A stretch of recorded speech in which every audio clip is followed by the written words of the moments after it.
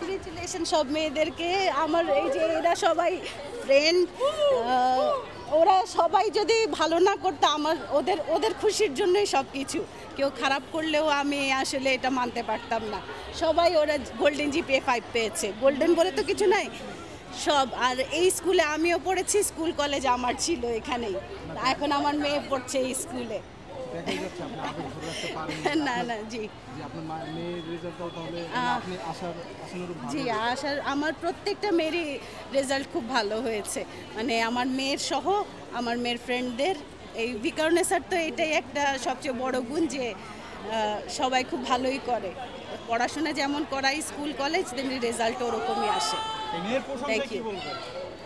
গান, কবিতা, দেন guitar, keyboard সব কিছুই, তো ক্যারাট থেকে শুরু করে সাঁতার সব কিছুই শিখিয়েছি। এখন কোন দিকে ক্লিক করবে আমি জানি না, সামহাও কোনো দিকে না কোনো দিকে অবশ্যই ক্লিক করবে, এ আমার বিশ্বাস, কারণ আমি অনেক স্বপ্ন দেখে ওকে পৃথিবীতে আনছি। প্রথমত আমি আমার স্কুলকে অনেক ধন্যবাদ জানাতে চাই, কারণ হচ্ছে এটা আমার টিচার্সদের সাপোর্ট ছাড়া পসিবল না। তারপর অবভিয়াসলি আমার বাবা মা, আমার প্যারেন্টস, ওরা অনেক সাপোর্ট করেছে একদম প্রথম থেকে। আমাকে কখনো প্রেশার দেয় নাই পড়ালেখা নিয়ে, ওরা আমার উপরে আস্থা রেখেছে, বিশ্বাস করেছে।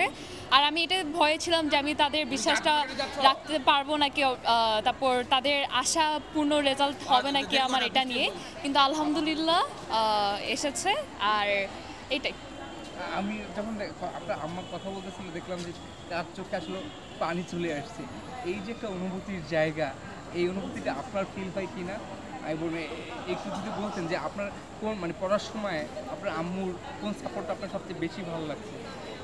আমার পড়ার সময় যে সাপোর্টটা, আমার আম্মু হচ্ছে আসলে বাসায় খুবই কম থাকে কারণ সে কাজ করে, কিন্তু যখনই থাকে তখনই অনেকের বাবা মা বলে যে হচ্ছে তোমাকে ভালো রেজাল্ট করতে হবে, প্রথম হতে হবে। আমাকে কখনো এই প্রেশারটা দেওয়া হয়নি।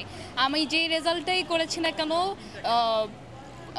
পুরো বছরে ওরা ওটা নিয়ে খুশি ছিল। আর এটা কিন্তু একটা মেন্টাল পিসেরও একটা ব্যাপার, যে আপনার প্যারেন্টস যদি আপনার উপর আস্থা রাখে আপনি অনেক আগিয়ে যেতে পারবেন। আর যদি প্রেশারটা না থাকে তাহলে আরও রিল্যাক্সলি সব কিছু ভালো করে করতে পারবেন।